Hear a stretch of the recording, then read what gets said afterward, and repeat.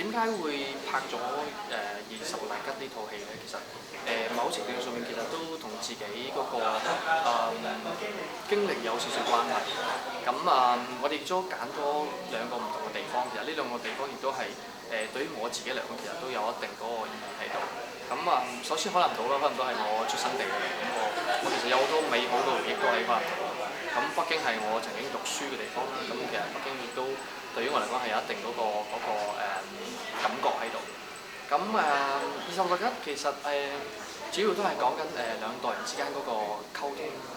咁我哋都希望即係能夠帶一啲信息，就係話希望我哋能夠企喺對方嗰個立場去睇一件事啦。咁我相信大家之間嘅關係會係比較清晰啲啦，同埋即係我諗會係好啲啦。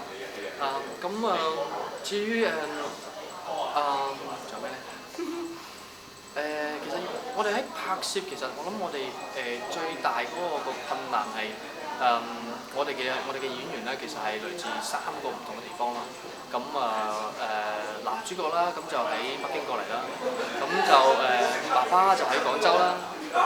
咁女主角就喺香港啦。咁其實最大嗰個困難係我哋冇一個充足嘅時間俾佢哋3個人去大家去討論嗰個劇本啦，或者係俾佢哋習慣對方嗰個感覺，因為始終佢哋會演比較好親切嘅關係啦。咁其實最深刻嘅印象係其實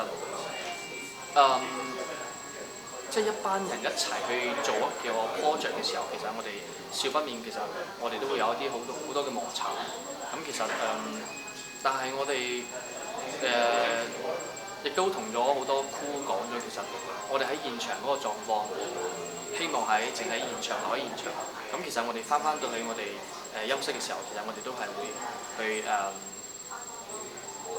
變翻我哋原來咁樣樣。即係我能夠解釋嘅就係話，我哋喺處事方面，我哋有唔同嘅諗法啦。咁我哋都盡量去尊重對方佢哋想做嘅嘢，或者係佢所諗嘅嘢。咁最印象深刻，其實我都覺得係我哋拍完夜戲之後啦，咁其實海南島打風啦，落大雨。咁我哋架車就陷入咗嗰個泥濘嗰度啦。咁我哋都其實所有嘅男仔就話落車，我哋去落去推車。咁所有嘅女士就喺車度。咁我哋都經過咗，其實都有30分鐘嗰個過程。咁其實我哋不斷去嘗試。咁正如我哋套片一樣，我哋其實一班人去同心合力啦，我哋去試去做一啲嘢。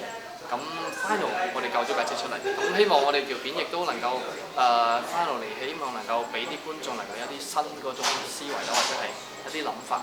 咁呢個係我最想表達嘅嘢啦。咁我喺呢度，我諗首先我好多謝我班 crew 啦，即係佢哋真係做咗好多嘢。咁我哋 DP 啦，佢亦都係真係由頭到尾，即係佢幫我做好多嘢。咁喺呢度會多謝 Simon 啦。咁亦都有好多喺幕後佢哋不斷咁去支持我哋同埋一啲演員，佢哋又要做 crew，又要去演繹做嗰個角色。